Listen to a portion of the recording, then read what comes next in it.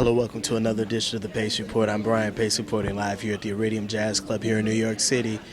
Detroit native pianist Geri Allen always fused the avant-garde with the traditional, and her latest Motema Records release, Flying Towards the Sound, is a solo recording where she pays tribute to three of her all-time favorite pianists, which are Cecil Taylor, McCoy Tyner, and Herbie Hancock.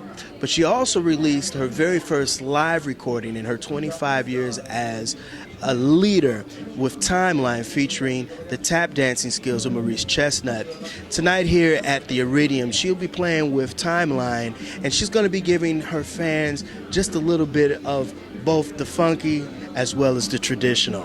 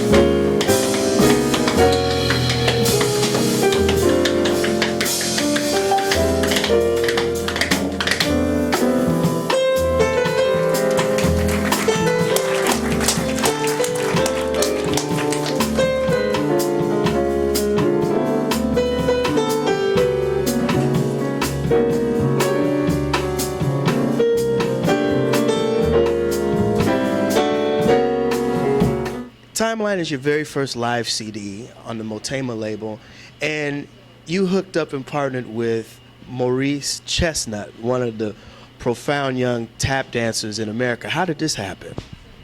Well, actually, Maurice is from the New Jersey area, and a world-class tap dancer that happened to be my daughter's tap teacher. And I, was watching him as he was working with her, and I thought, wow, this is somebody who, I'd like to explore this idea with.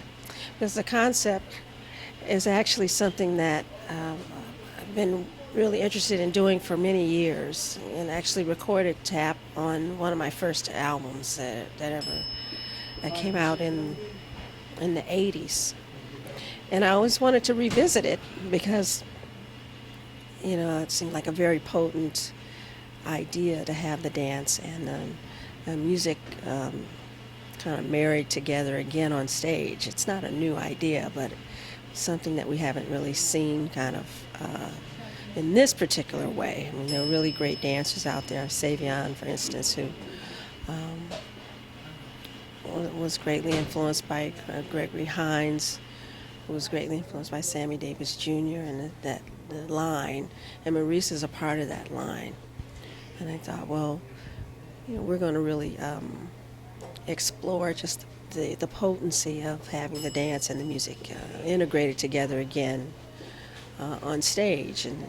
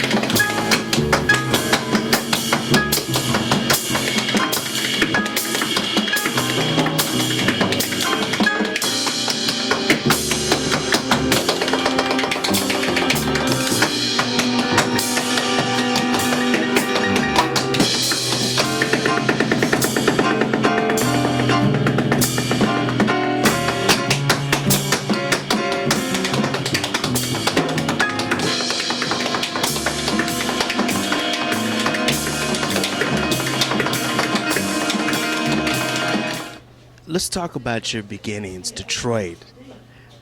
It's safe to say that you've come from a great line of great Detroit pianists, Dr. Barry Harris, Tommy Flanagan, Hank Jones, and now Geri Allen.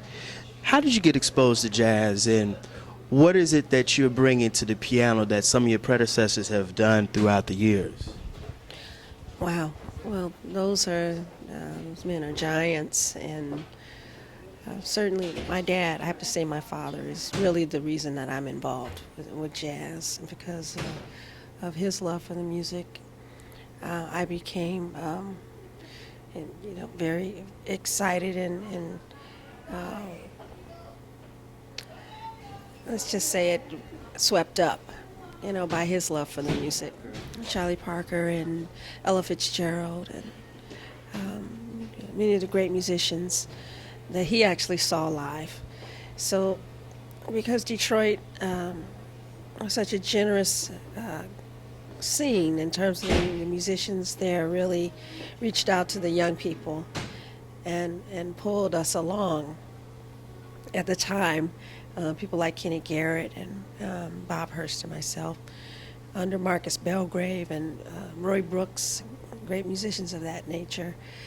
So through them, we were raised on the music, and Tommy Flanagan and Hank Jones and Barry Harris all are huge influences, not just on the Detroit scene, but on the, on the New York scene, of course, and the international scene. So, I mean, for me to have had, that upbringing, I think it's just a great blessing to have seen these musicians, and someone like a Dr. Billy Taylor, who we just lost, and to have contact with these people, it's really a great blessing to have known many of them, and to have heard them play, and to hear them, to hear them talk about the music.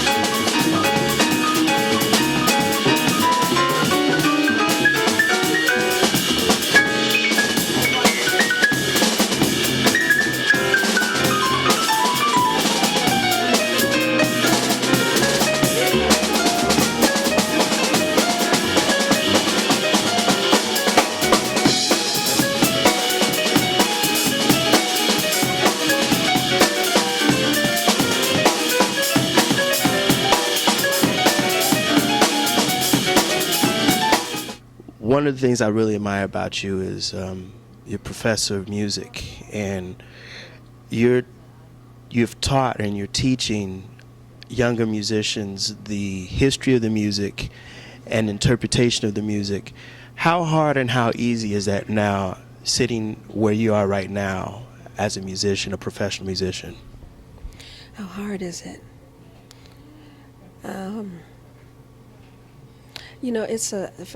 For me, the music, it's a blessing. It's a blessing to have the opportunity to be doing what I'm doing, to love something, and have the opportunity to make a living at it, and spend your life doing the thing you really love. It's a great blessing. It's not hard at all. It's it's a wonderful opportunity, and you think about. I think about the way that I was raised, and the fact that people took time with me, and it's my turn, to pass this, the same kind of. That's how the music continues to evolve through the next generation of players, and looking at Kassa and Maurice and what they're bringing to the music. And there's a whole generation of amazing young musicians that are really knowledgeable and have done their homework, and they're really evolved at a very young age. You see it with, young people 12, 13, 14 years old that are so developed. You say, well, music is well, and it's alive, and we have a lot to look forward to. What is it that you stress with your students? What is the key element of learning the music, and what are some of the things that you're trying to pass down to the next generation? Well, I think that the key is to really stay connected to the roots of the music, and to the way that the musicians that we all are really inspired by, the way they learned and the kinds of things that they learned. It's a very